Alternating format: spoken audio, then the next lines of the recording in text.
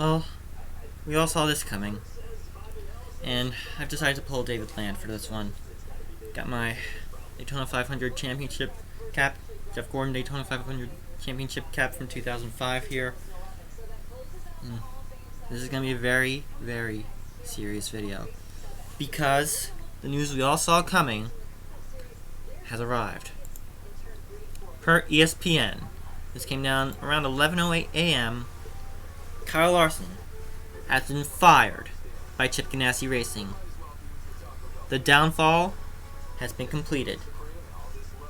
This NASCAR star, Kyle Larson, who was the heir apparent to the 48, uttered a racial slur during a live-streamed virtual race on Sunday, and then Monday could only sit and watch as nearly every single one of his sponsors, McDonald's, Credit One, Lucas Oil, Chevrolet, Coca-Cola, gone! Larson was in his 7th Cup season and was in a contract year. Now, he's out of a job. 8-figure blunder right there. Statement from Ganassi. After much consideration, Ganassi Racing has determined that it will end its relationship with driver Kyle Larson. As we said before, the comments that Kyle made were both offensive and unacceptable, especially given the values of our organization. As we continued to evaluate the situation with the relevant parties, it became obvious that this was the only appropriate course of action to take. Now, for those of you who already know, he was competing in iRacing's Monza Madness, which was a pretty okay race, despite the technical difficulties that they had with the stream. It was wild, no cautions. It was all about having fun on a very weird Easter Sunday. Yeah, but he was competing in that event Sunday night when he appeared to lose communication with his spotter on his headset. During a mic check, Larson said, "You can't hear me?" That was followed by the racial slur, which I'm going to show for you right now. Be advised, things will get graphic.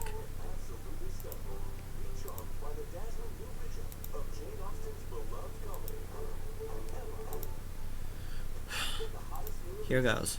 You got me? You don't hear me at all. I can see it. You can't hear me? Hey, nigger. Jeez. Wow, hey. Let's get rid of that. Kyle, you're talking to everyone, but... Yeah, we heard that. Yeah, you can... I can hear him.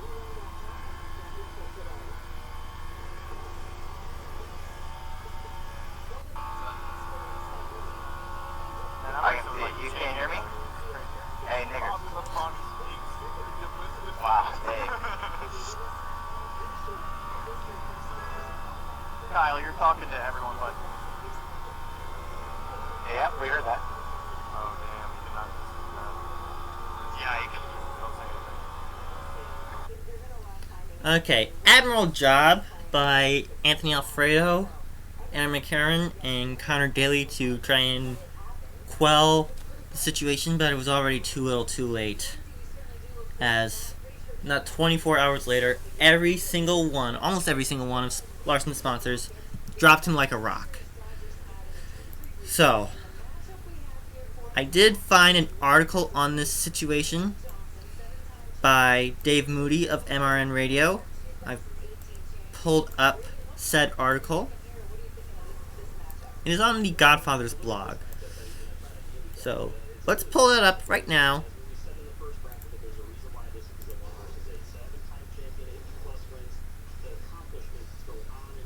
Hang on. Hang on a sec.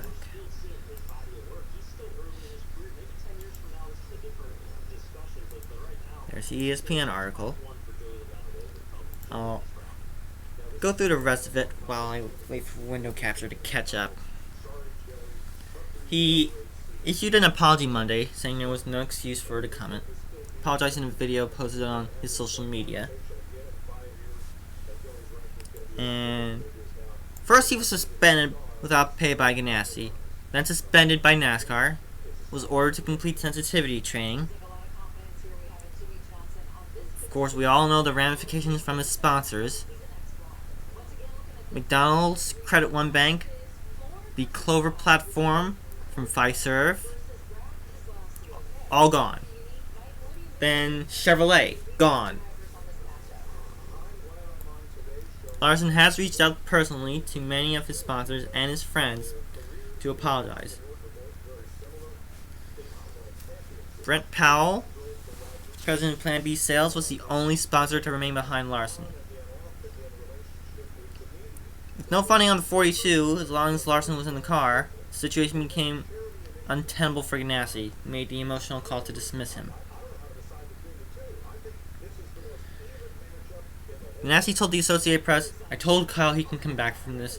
He can even come back from this with our team. But there was really no choice."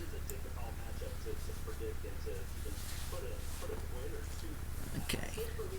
He was clearly set for the biggest year of his career and expected to make a decision between loyalty to Ganassi or move to a close friend and fellow sprint car racer Tony Stewart's NASCAR team. He might also have been a candidate to replace Jimmy Johnson at Hendrick Motorsports, which I would have loved to see, mind you. Of course, you all know NASCAR season was suspended because of this no-good, rotten coronavirus pandemic. And they moved quickly to create an iRacing league that has engaged viewers and set records for esports television, potentially rivaling the Overwatch League, which I'm a faithful viewer of. Go NYXL. Fans can listen through the gaming app Twitch. And one of the draws of the platform is that drivers can link into one another on a live stream where they banter, argue, make jokes, and discuss racing. Larson used slur, of course, Sunday night during a race against drivers from various series, and it was not part of NASCAR series because we were on Easter holiday.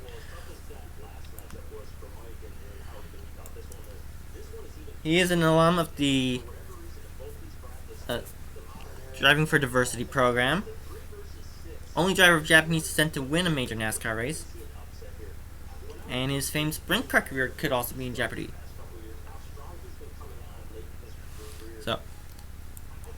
And in January, he finally won the Chili Bowl after 13 attempts. He's criticized by NASCAR fans after the Chili Bowl win for calling the biggest win of his career, just weeks before the 500, where he is 0-7. He has apologized for that. Cup victories have come at California, Dover, Michigan 3 times, and Richmond. And he won the All-Star race last season, which he has a lifetime buy for. So, I hope my window capture is caught up now, because I want to pull up that Dave Moody article. There it is. There's the Dave Moody article. It's on the Godfather's blog. Link to it will be in the description. And it says, per Dave Moody, as the last 36 hours on social media will attest, a significant portion of NASCAR Nation has spent much of its time looking for someone to blame for Kyle Larson's current predicament other than Larson himself. Well, why not just blame Kyle Larson for his own predicament? Almost immediately after the incident, some online experts went to the tried and true tactic of blaming the media for Larson's mess. For the record, the media did not do it. It was Larson that did it. You blame the media, it's like, per Dave Moody, blaming the mailman for running up your credit card bill, or, I don't know, if you're a parent, blaming yourself for running up your cell phone bill when it could be your teenage daughter. iRacing is also not to blame. There are calls for NASCAR drivers to show support by boycotting iRacing events. And that was based on that ludicrous premise that iRacing was in the wrong by providing the venue. Some have chastised NASCAR, which I don't believe is right. all NASCAR has asked of Larson is that he complete the sensitivity training course. Now, there was a precedent for this. There was a precedent. And that was Jeremy Clements. He pulled the same kind of crud, completed the sensitivity training course, and only missed, I think, 2 races? I don't think there is any sort of reason that Larson will be any less successful.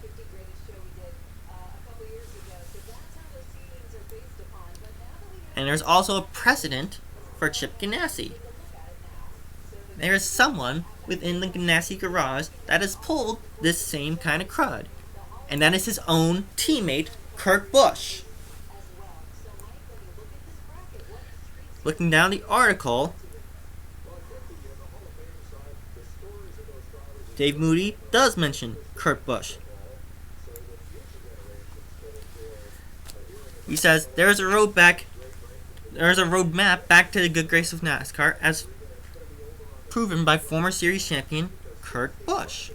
Not so many years ago, of course, Busch was as a controversial a figure as the sport has ever seen, almost as controversial as his own brother.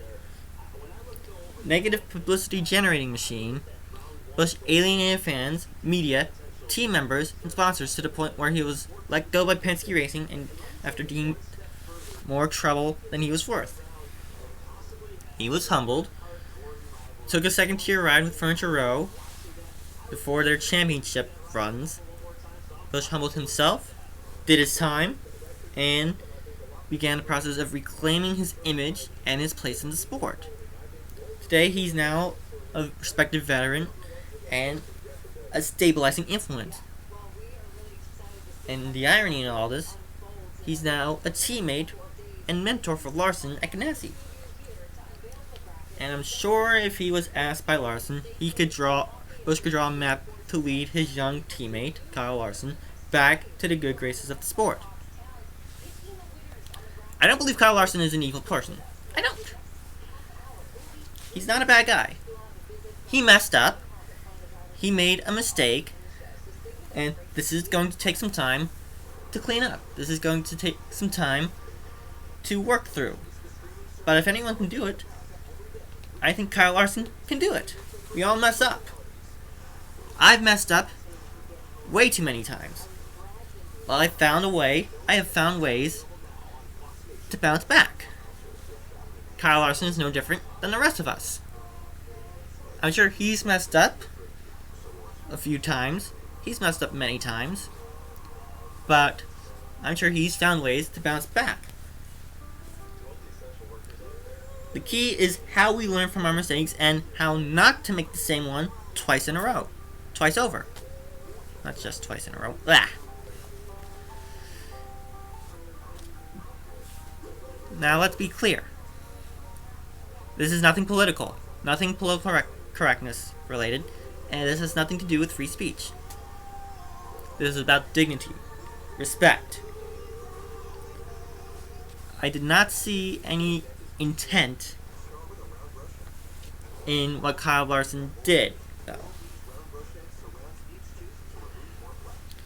To those who appeared angrily on social media yesterday, and there were a lot of you, I share the same feelings as Dave Moody. I feel sorry for you for feeling deprived of your perceived constitutional right to utter racial slurs with impotence. I'm sorry that this society has somehow devolved to a place where decrying racial slurs makes someone a snowflake. The answer to all of your problems lies right there in your mirror. Examine it, or don't, at your leisure. Now as for Kyle Larson, I have faith that he can bounce back from this. I have faith that he can complete the sensitivity training, pass it with flying colors, and then get back in the good graces of NASCAR. Whether it be with Ganassi or another team, that's up to Larson. That's up to Ganassi. That's up to all the teams in NASCAR. Now, how I see this going over the next year, I think he goes back to dirt racing, which is where he started, for the rest of his year, while his team tries to smooth things over with his sponsors, and while he does the sensitivity training. Then, come 2021, he works his way back to NASCAR. That's how I see things going. How do you see things going for Larson going forward? Leave your thoughts in the comments below, and I will see you next time, race fans. I'm pulling into the garage for now. Later.